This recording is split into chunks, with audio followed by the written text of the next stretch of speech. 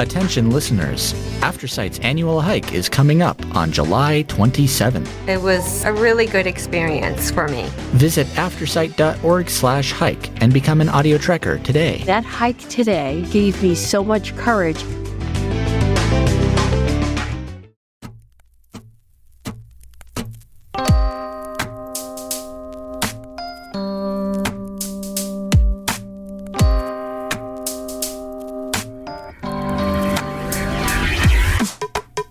Welcome to Blind Level Tech. This isn't just accessible tech talk. This is technology on a whole new level. We're showing you just how possible it is to live the life you want. What's up, guys, and welcome to another episode of Blind Level Tech. I am your host, Evan Starnes, joined by Kelvin Crosby. Hey. So good to see you, even though I can't see you. It's another beautiful day in the neighborhood. Evan, how you doing, man? You know, I'm doing pretty good. I'm just chilling here at the office. It's been kind of a slightly frustrating morning, but I'm through it. I'm here in front of this mic recording, and I'm happy to be here. It's a beautiful day in the neighborhood, as you said. Exactly. But yeah, how are you doing? I'm doing all right. Been on a couple TV shows this last couple of days, and things are ramping up on the See Cane side. We're getting ready to do our first test on the production line from Louisiana. Yeah, I mean, it's quite interesting. It's been a whole new world for me over the last couple of weeks, and it's just quite exciting to see how this all come together and see me get Kane coming alive, and my Deafblind Potter stuff is coming alive, and I'm actually working on my book right now to hopefully get it out in the next couple months. And that's awesome. Yeah, just keeping myself busy, man. If I just pick my nose, I ain't gonna get nowhere. So let's move into our pick of the week. So what is your pick of the week, Evan? Well, my pick of the week, I'm actually using it right now. Been around for quite a few years, since like 2016. It's an add-on to the NVDA screen reader called NVDA Remote. And if you haven't heard of it, it's a great way to be able to control your a computer remotely and hear your speech and trigger smart speakers according to this thing. And it's really cool because I'm able to literally hit F11 on my keyboard, and boom, I am accessing my computer at home in my bedroom. So that's cool. Super cool. What's your pick of the week? Well, mine is not necessarily AT related, but it is something that if you have JAWS and you or I think NVIDIA might have this too now, but is the Anchor Work webcam, and it's what I shoot all my radio show on and all of my any of my YouTube videos and all of that stuff. And the reason why I use it is the settings are accessible in the Anchor app that you download, and then you can program your lightings and all that stuff. And it's done for your computer. So if you need Aira help, or you need something to remote into your computer, all that stuff, they can help make sure your shot's right. And it can live stream and do all the things that you need to produce a show or produce a YouTube video or anything like that. So the Anchor webcam, I got called the Anchor Work webcam. Yeah.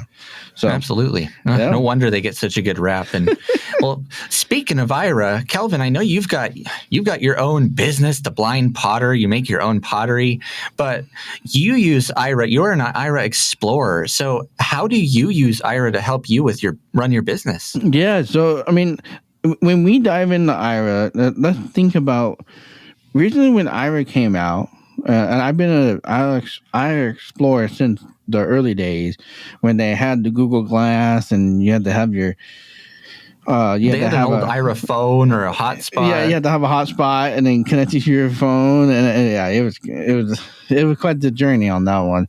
But as it's grown, I found myself being self-employed, and so they have the Intuit Small Business Program, and I was using it all the time. And when I was starting to do that, I started realizing, what can I do to build my marketing, build my business, build the different things I need to do. And that's when kind of I started realizing there's more opportunity with Aira than I think most people realize. And I thought, today would be a really interesting conversation. What do I use Aira to run my business? And I think one of the biggest things that I use Aira to run my business is just to make my workflow faster. So if there's a website, I know I'm only going to go there once. I'm just going to call Aira.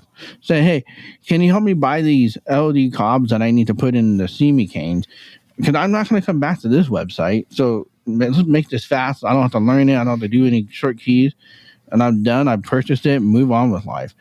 And then, so for me, it's one of those, I can improve my workflow. Hold on. That's awesome. Can you guys hear the lawnmower? Nope. Okay, because the lawnmower guy just got here. Yep, no lawnmower. Okay, just double checking. So I'm not kind of for me, Evan. I know you use it a little bit. Like, how have you seen yourself using it a little bit? Well, I started using Aira back in probably like 2017. So they just come out with the new Aira Horizon. What in the world is that? The Horizon Yep. kit. Yeah, no, it was sweet because it was a pair of glasses with a nice braided cable and some cameras, and it was hooked up to a modified Samsung phone running kind of their own little thing, and you could literally just hit a little button on the front of it, and it would call an Aira agent, and they could see through the glasses, so you could just put the phone in your pocket. And kind of go about your day and just have the agent on standby pretty much. But I never had that, but I did become an Aira explorer, and I didn't really, honestly, at the time, I didn't really use it a whole lot. I remember the very first time I actually used it was when I was going to Denver Union Station for the first time. Yep. Oh, man. And if you haven't been there before, it's a very long, kind of narrow station. It looks like a bus station. Yeah. And, you have all your gates, you have the train station, you've got all of that good stuff. Yeah. And it was awesome because not only were they able to see exactly where I was with my camera, but they also had access to the dashboard so they could see my approximate GPS location. And it was even more cool because my agent at the time was like, oh yeah, by the way, you've got about 30% battery left on your phone too, so they can see that and let you know. It's super intuitive. Yeah. Well, I think what's interesting is I've used Aira for as long as I have. I mean, it was 2014 since I've been using Aira, and and then once I started became the Deathline Potters, when I realized, okay, I need help getting my website design looking right. So they would help me get my pictures right, and they would help me format my text on the web browser, so that way the websites would work. And that is one thing for me is I've been doing web development since I was in college. So it was always nice. Anytime I would go viral is to have the ability to build a website and then be able to call Aira and say, all right, now let's make this pretty. Here's all the text and here's all the code that I've already figured out. And now let's make it pretty, and then we'll make it accessible as we're building it. And that was kind of the process that I would do, because with Aira, they don't really know how to make accessible websites, but I would check it with the screen reader and then make sure it wasn't harsh on my eyes. And then that really would just make the website really nice and pretty and accessible and easy to use.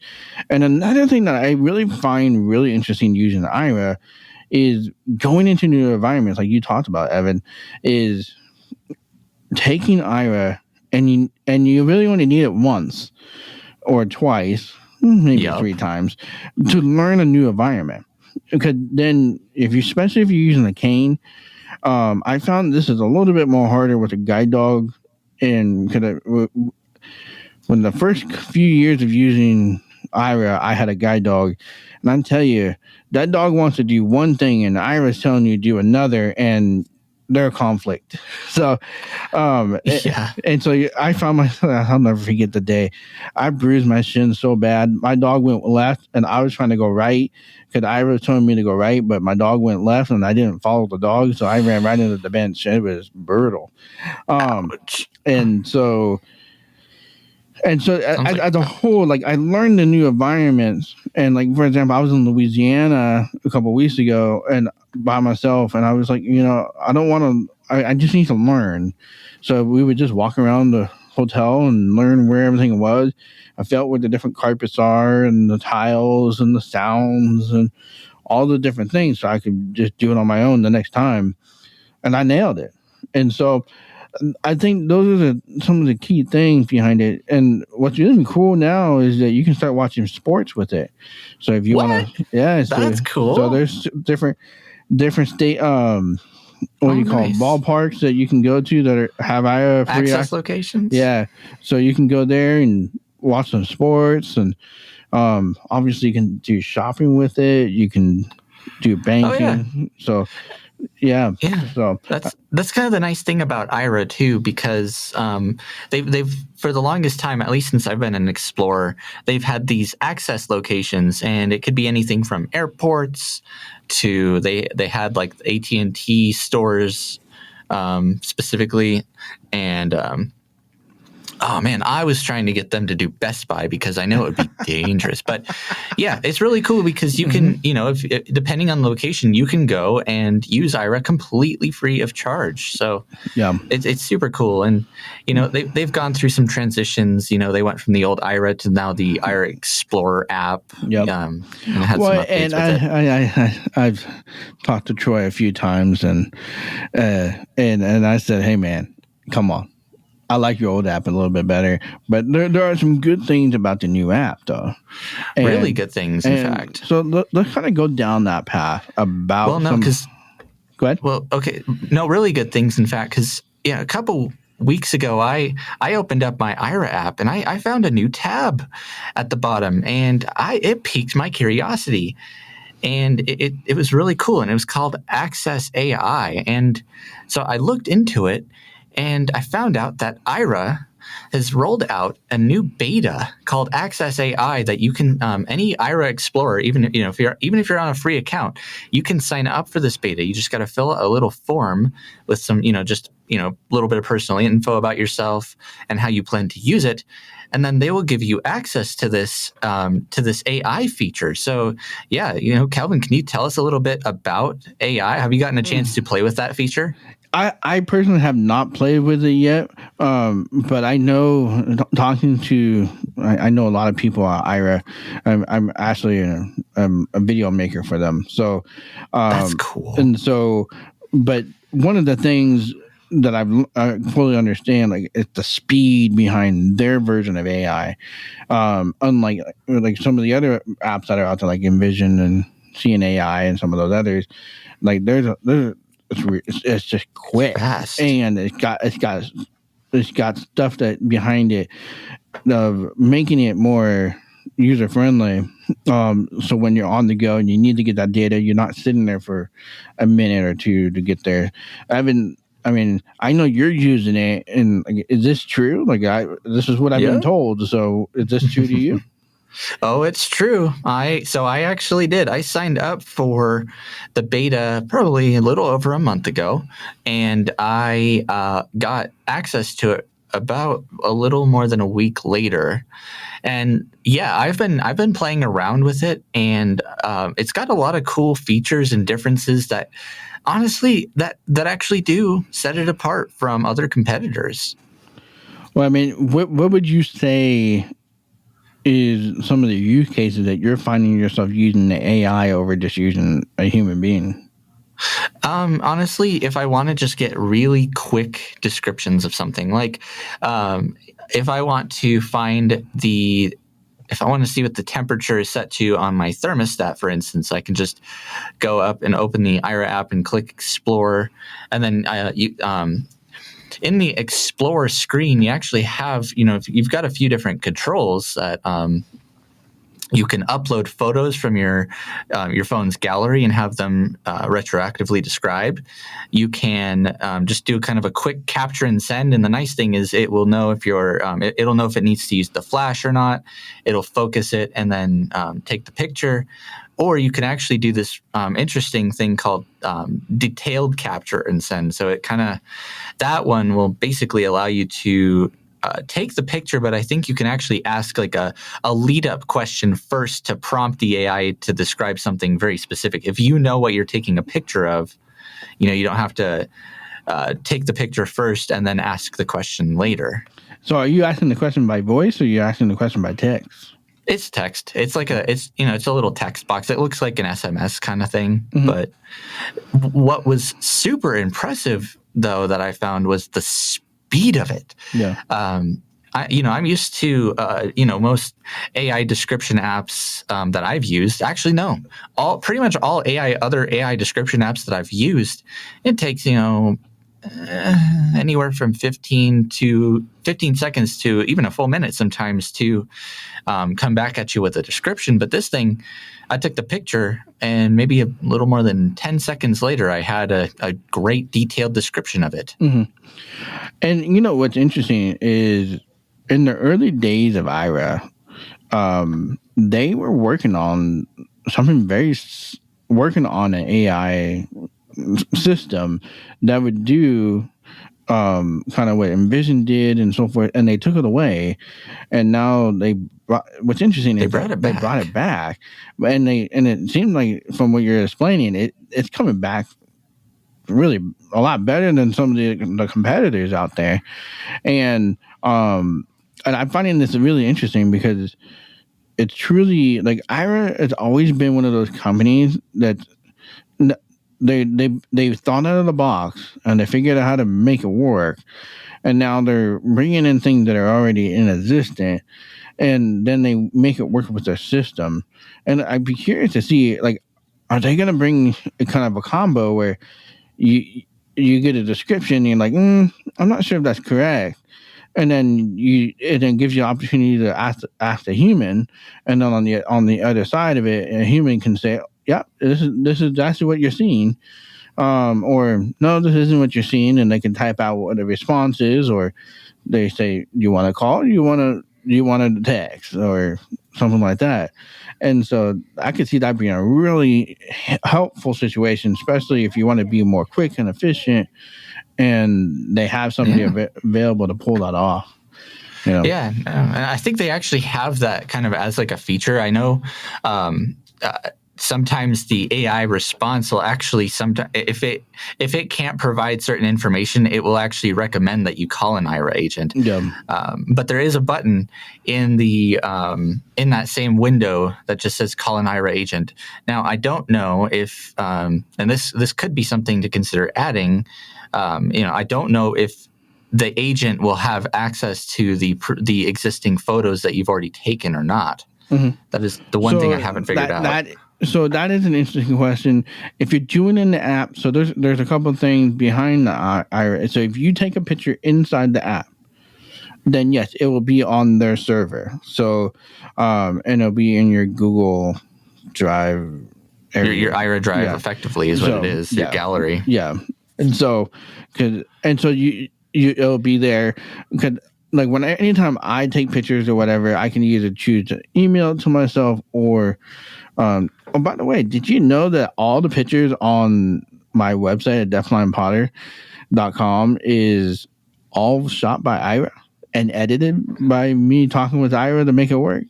So that's a whole other thing. So we use my phone, take some pictures, we crop it up to nice and pretty, and then put it up on the website. So another use case for Aira as a photographer. Yeah, because I mean, how often we get frustrated when we take a picture of a product that we're going to sell and we can't get it up online or whatever. And it's the same thing with like making Instagram posts. You're going to make pictures and so forth, and we're selling things on eBay even. Exactly. So there's so many ways to use Aira. But back to our conversation with Aira and Access AI. Access AI is this is going to be a game changer for people that are fairly tech savvy in their environment. So, for example, like me, when I go to the airport, using Aira AI to be able to do that and just let it say I only want to see gate numbers. So it'll be A and then a number. So if you see anything other than like A and a number, I don't want to hear any of that. So it just processes the data, tells me this is A1, A2, A3, and I just keep walking. And then that way I can process the different gates and go to different locations. The other thing is you probably can even do some stuff with this regards to your environment, where you know that you need to find a McDonald's and that bus stop for you is within a certain area. And so you just have your phone up and you're looking for the next McDonald's, and then, that's the street I need to get off of. And then you get off there. I mean, it's because sometimes the bus drivers don't announce the stops, And so. No, not always. Sometimes their system will kind of break or go down, and you need to find an improvise. You need to improvise and find a solution. Now, here's a thought too. Right now, Access AI, the way it is, it just uses your camera. But wouldn't it be interesting? And if they pulled this off, this would be the first of its kind. It would be interesting, though, if it were able to not only integrate with your camera, but integrate with the rest of the dashboard that agents have. So you get your GPS and your battery, and that would be kind of interesting. It would be, especially like let's just combine a couple of things here. If we were to take the navigation component, say I want to know where all the buses are at this spot, and their numbers and what time they're coming. I mean, especially on the weekends, Ooh, now we're getting real deep. Yeah, right. So and then you don't have to go do your research. Like that'd be great. Be like, all right. And then game changer. And especially if you could just talk to it. Because if you could just talk to it, you'd be like, oh yeah, I want to know all the this bus here, and I need to know blah blah blah, and then go over here. The other thing is the interesting idea to do the same thing, because if you have Aira, you can put your Lyft account on there, and it'll order a Lyft for you. It can help you find a Lyft, because that's the cool thing. If you Aira explorers out there or prospective Aira explorers haven't heard this yet, you can link your Lyft account and they'll help you find your rideshare. It's awesome. Yep. And they can keep track of it. The only thing they can't do, and it's always been my pet peeve, is that they can't text or call the driver for you. You still have to do that. But if they call you, then you actually got to work out your phone to make sure you don't hang up on the agent. So, yeah. Most of them do. But Kelvin, earlier you brought up a good point about being able to talk to the Aira Access AI, and that is the reality of this is it's. Right now, the way the system works is, you take a picture and send. It does not. It just simply it cannot process a live video feed right now. But it would be cool eventually in the future if it were kind of just like a virtual agent. Now, of course, absolutely keep the option of having an agent around, because there's so many things that it just can't do yet. Yeah. Well, I mean, I think that's where this is where that rubber meets the road. I feel like we're going to get to 90% of what AI can do for us in the world, but we still need a 10% human being behind us to get us through the rest of the way. I mean, it's the same thing with the autonomous vehicles. Like, they just don't think that we're going to ever get to a point right now where the autonomous vehicles can get us all the way to 100%. Without needing a human. We'll get there eventually, though. But it requires 100% right now of a human to make, unless you ask your computer to do it, is our sandwich of the week. Yeah, man. Well, honestly, I don't have one yet. So actually, no, I do. But since I kind of put it that way. And I always do this. I'm a little nervous on this one. I mean, I'm hoping it's not something too crazy out there. I mean, it's not. It's actually boring. If it just popped in your mind, you're like, oh boy, I'd like to see where that goes. Nah, but since you're on the hot seat, what's your sandwich of the week? So I'm going with a hot dog sandwich. So it's I tell you, get some good old hot dog. We'll keep it PG, and we'll get some hot dog links and cut them up in half, and then put some ketchup on there and some other stuff on there, and put it in the oven for about 5 minutes. Bring it out. There you go. And if you add a little bit of chili on top of that, now you got yourself a chili sandwich with hot dogs. A chili dog sandwich, actually, believe it or not, doesn't sound too bad. Imagine like if you ground it up into like a actually, I don't know. That just makes me think of. Actually, okay. Retract that. I retract that statement immediately. Let's just forget I ever said that. Oh man, Evan. Oh man. No, dude. So my sandwich is nowhere near as exciting as yours or improvised or whatever, but it is something I'm going to have for lunch tomorrow. I was hanging out at a buddy's last night, and we were trying to figure out what we wanted to eat.